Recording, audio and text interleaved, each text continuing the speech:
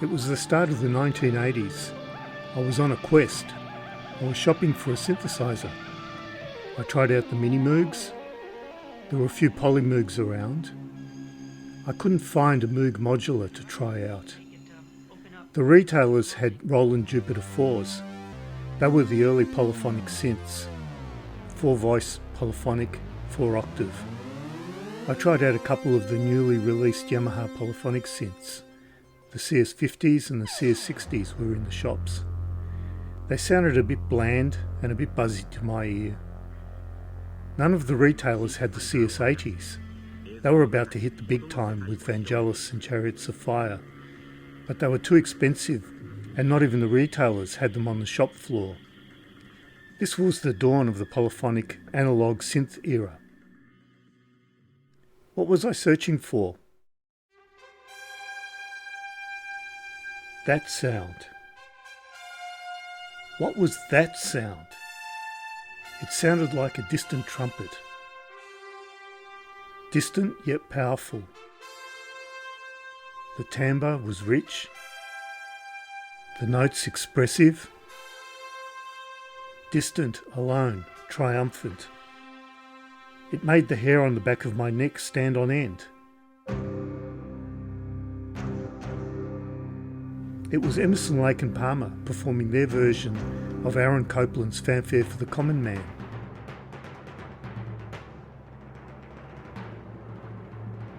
It was on their 1977 Works album.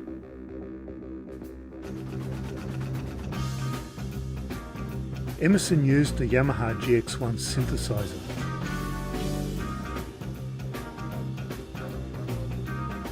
It had 3 manuals. 2 manuals were 8-voice polyphonic each, and each voice had 2 layers of synths. The top manual was a pressure-sensitive monophonic synth. It was 3 synths in one. It was a beast. But how did Emerson create that trumpet in the opening of the piece? Surprisingly, no one ever seemed to have asked him. And now that he's gone, there's some controversy about it. Was it actually one or more trumpets? Or did he play it on his Yamaha GX1? Or did he play it on the Moog that we can see set up behind him? No one can say for sure, but there it was. One of the most iconic openings of a piece of music ever recorded by a band. It was like nothing any band had recorded before. I wanted to capture that sound for myself, to explore the sound and shape it in ways not previously shaped, and I had no clue how to create it. None of the instruments that I found in my quest seemed to get close to that sound. I did end up buying a Yamaha CS60. It was the little brother of Vangelis's CS80, and you could tell. The CS60 only had a single layer of voices, a half of the CS80. And the CS80 was the younger cousin of Emerson's Yamaha GX1. I experimented with my CS60 for almost a decade, and I became convinced that it lacked what was required to produce the sound I was after. Over the decades, since the start of the 1980s, the synthesizer technology progressed in leaps and bounds. There are various ways we might create Emerson's fanfare sound in our modern era. In this series I will explore one way. I will try to explore how Emerson and whoever he worked with might have produced those sounds. Our electronics will be more modern, but I will use the same techniques they had available in the 1970s. However, in pursuing this goal, we must proceed carefully. A common problem in engineering anything is requirements creep. Adding another feature to our original goal may appear to be relatively straightforward, so it's tempting to just add it. Then an idea for another feature comes along, and another, and before we know it, we'll be trying to do everything an expert brass player and the brass instrument he plays, everything that those two do. That is an enormous ask of a synthesizer and sound design, and the resulting interface for a performer to play the resulting synthesizer would be extremely complex. If this is what we want to achieve, one may argue, why not just buy a trumpet and learn how to play it? The best way to keep the engineering requirements under control is to state our requirements up front. Then, as we are building our device, we can determine if we are achieving or missing our original goal. So right up front, I'm going to lower my aim to only some aspects of brass instruments. So here is my main requirement. I'm going to explore techniques that can create just those first couple of dozen notes, the solo trumpet in the opening. Once I've figured out the technique for those notes, I can use those techniques or something similar for the remainder of the brass in the piece. It might sound limiting, but synthesizing just those first couple of dozen notes is technically challenging. In the process, we might learn something about synthesizers and something about brass.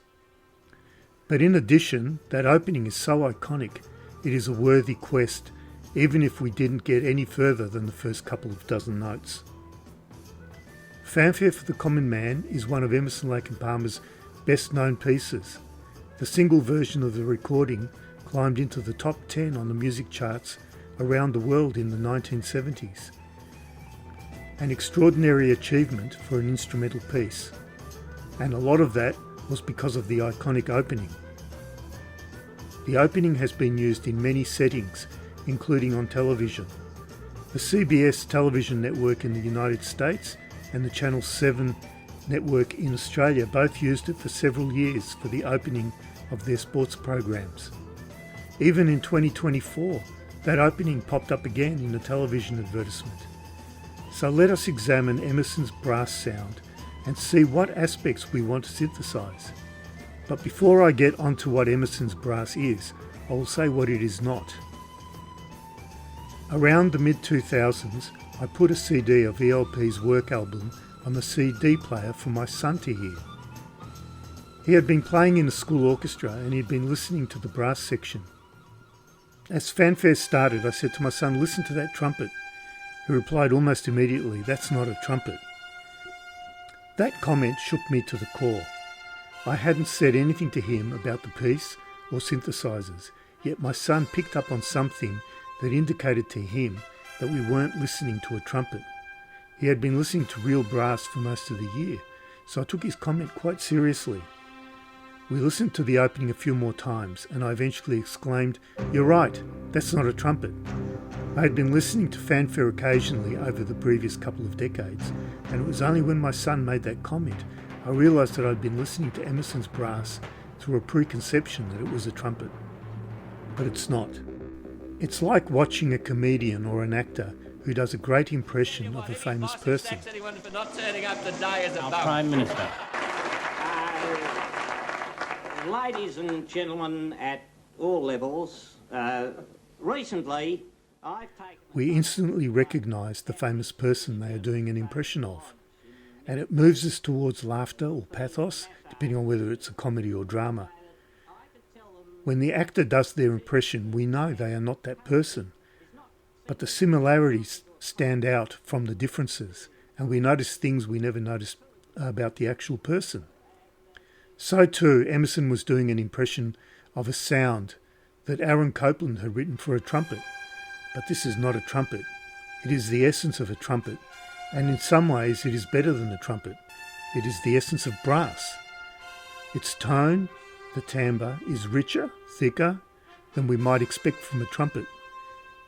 It punches through a strong reverb and echo, making it sound distant, yet it stands strong and alone. It's not as melancholy as Copland had originally written it. Emerson plays it a tone higher, brighter and faster. It sounds distant, alone, yet triumphant. Emerson, Lake and Palmer did try using an ensemble of trumpeters at one of their live concerts. This was recorded live at the stadium where Works' video of Fanfare was recorded. But the trumpets sound quite different than the opening of the Works album. They definitely sound like an ensemble. That ensemble doesn't capture the emotion of the alone, distant common man. Perhaps it was not the trumpeters that was the difference in the live concert, but rather the quality of the live recording. The microphone sounds like it's a long way away from the stage. So let's listen to an actual orchestra play the opening of Fanfare. They are playing the opening according to Copland's original score. Slower, more mellow, with a lot of legato. The notes are smooth and connected. Occasionally you can hear it's more than a solo trumpet, but most of the time they sound like a single instrument. Their coordination is astonishing. The articulations in this performance are more complex than Emerson's, so we might keep that in mind for the future. But for the moment, I will put the complex articulations outside the scope of this series. So, what is the essence of Emerson's articulation of his brass sound? First, notice the camera is nowhere near the band. We are panning around the stadium. We never actually see Emerson play the opening. But if you listen closely, you can hear the notes are not played legato. Each note is separate, slightly detached from each of the other notes. Each note starts anew. Each note has its own attack. The attack of each note has its own character, length and strength. It sounds like Emerson is exercising quite a lot of control over the sustain portion of each note. And then each note has a release phase that is different to the other notes. It seems clear the attack, sustain and release are not simple presets. There is significant control being exercised over every phase of each note. Emerson has shown us that it is quite possible to create an evocative brass sound with considerable simplifications in the way we articulate the notes. The notes are detached from each other, but there is control required over every phase of each note. The other thing to notice is the difference between Fanfare when we hear it in works, in their album, and when Emerson, Lake and Palmer play it live. You might get the impression that the video of the works version of Fanfare is a recording of a live performance. It is not. Notice we hear timpanis playing during the piece, even though Palmer is quite clearly playing his drum kit. We see the same thing in this video. This time we can see what Palmer is doing close up. There are no timpanis on the set, and Palmer is playing the drum kit, yet we can hear timpanis. There are also times when Emerson is playing a manual and a sound different to the manual is heard. It's clear that Emerson, Lake and Palmer are miming to their studio recorded soundtrack. That is common in the music industry, so it's not really unexpected. But it does tell us that what we see in the video may not represent what is required to make the sound we hear. And that's important to note, otherwise we might get drawn into a requirement that is impossible to achieve. So it's important to remember that our end result may not look like the works video. In this performance by Emerson, Lake and Palmer on television, we can get a better appreciation of the difficulties we may find trying to produce a studio sound in a live setting. When Emerson performed live, he always stood at his synthesizers. Looks great for adding some theatre to the music. But on the downside, he has no access to pedals of any sort. Emerson certainly knew how to use pedals. He was a master of the piano. But here we see the constraint that no pedals has on the sound of a live performance of Fanfare. Emerson is playing intervals of tenths with an interval of a fourth or fifth in the middle with his right hand. That is a long stretch for human hands. Emerson has to let go of the chords early so he can get to the next chord and hit the keys accurately. That leaves a gap between the chords. That means that sometimes Emerson played the chords in a detached staccato manner when we hear him performing live. Now in this studio recording that Emerson is miming to, notice that the chords have less space between them than in his live performance. There is clearly something different about the way these chords were played than the live performance. So there is the challenge for us. How might we approach the problem of playing chords of tenths in a live setting without them ending up sounding too staccato, too detached? That brings us to the context in which our essence of brass sound resides. So far, I've described the essence of brass sound that I want to capture in broad terms. but that sound fits into a musical context. The brass lives and breathes with other sounds we hear in the piece. The context also includes the way the whole piece develops, from opening, statement of the main theme, modulations, and then to the reprise of the main theme in the finale. Is it possible for a keyboardist to play the keyboard part live and sound like the studio recording? I'm aiming at a capability that would enable a skilled performer to play as much as possible of Emerson's keyboard part of Fanfare live, from the beginning to the end. If we record a video of the performance, we should be able to do it in a single take, without any overdubbing to pad out the sound. And that brings us to the way Emerson, Lake and Palmer's Fanfare develops from beginning through to finale. There's a lot more to the long version of Emerson, Lake and Palmer's Fanfare than the brass. Here in the middle improvisation, Emerson explores the capabilities of the Yamaha GX1 synthesizer. When I watch Emerson play the synthesizer in Fanfare, it reminds me of Bach's Italian harpsichord concerto. The concerto is written for a single harpsichord, but one with two or more manuals.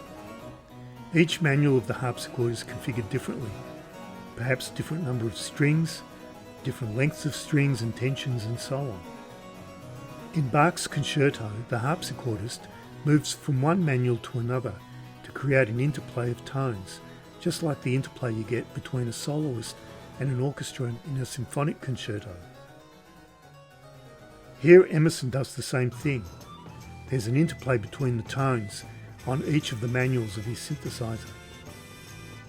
Emerson's development towards the finale of Fanfare also reminds me of how organists use the stops of an organ in the tonal development of a piece of music. Early in the piece, the organist might use the manuals of the organ relatively independently. Each manual has different stops drawn, so the manuals have different characteristics in their sound. Towards the finale, the organist, or their assistant in this case, may pull more stops, enriching the sound and increasing the volume. And then, with the stops drawn, they can couple the keyboards and pedals together to bring us towards the near maximum capabilities of the whole instrument. Emerson does that in Fanfare. After the opening, he plays Copland's Fanfare straight, pretty much as Copland wrote it, but with a rhythm. Then we have the modulation into Emerson's solo.